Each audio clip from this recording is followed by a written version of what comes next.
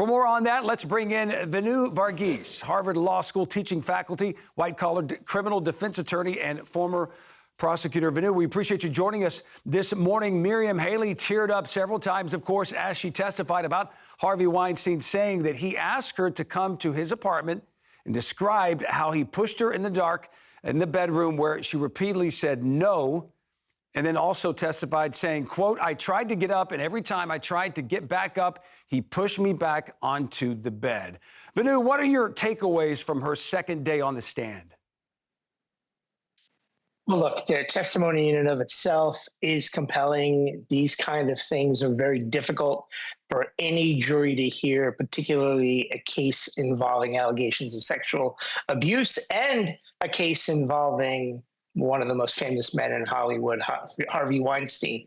The reason that you're here is because in the first trial in 2019, the judge at that point allowed in all this other testimony that wasn't relevant, and it didn't have to do with the strength of the allegations themselves. So now jurors are going to be able to hear and hopefully judge these by themselves. What's going to happen, though, is on cross-examination, the defense attorney and the defense team is a very good one, is going to have a field day with these accusers and their allegations, because there are going to be a lot of things that they can cross-examine about.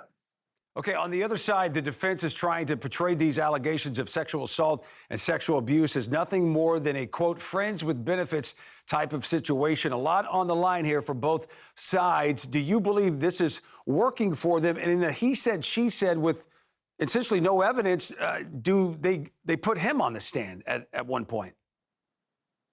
I don't think that they're going to put him on the stand. And there's a reason for that, which is that once a defendant takes a stand, he puts his own credibility into issue. And then if there is a conviction, then the appellate courts will basically just ignore any other errors that the DA's office may have made. And the DA's office is prone to errors. So they're going to make tons, they're going to overstep.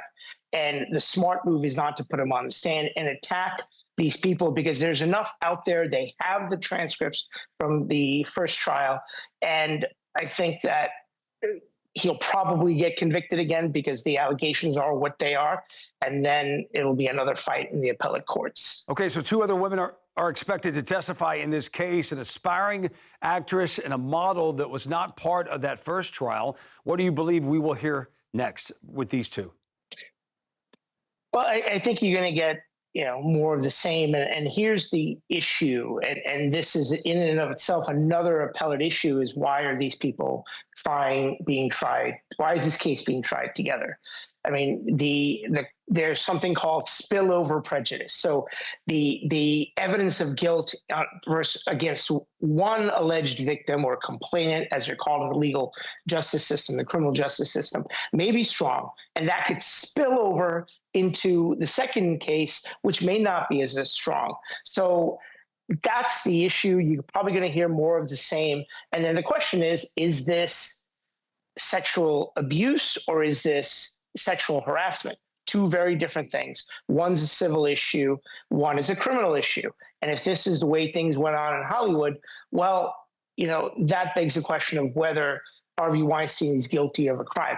He's certainly guilty of being a bad man, perhaps an evil man. Right. But is he guilty of criminal acts? That's a whole different question. And the reality is, most jurors aren't sophisticated enough to make those kind of distinctions. But if, for Mr. Weinstein, he better hope that jury selection went better this time than last time. Yeah, exactly. Hey, we always appreciate your expertise. Vinoo Varghese, thank you for your insight.